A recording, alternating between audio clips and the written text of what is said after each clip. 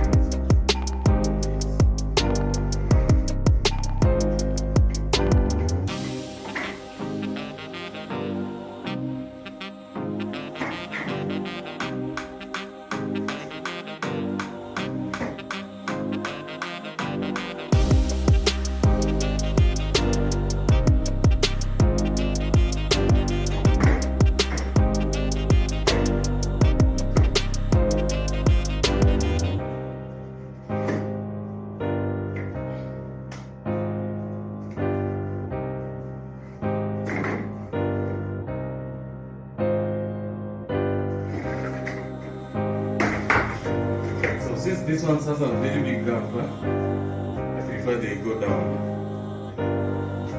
So something like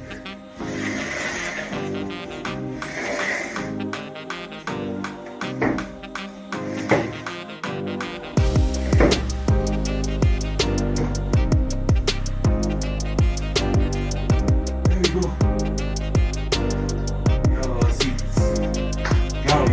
Make cushions. You can see cushions like this one, so this one is measured, they're the same measurements as the pallet, though my fundi was a little bit generous, so they added some inches like this.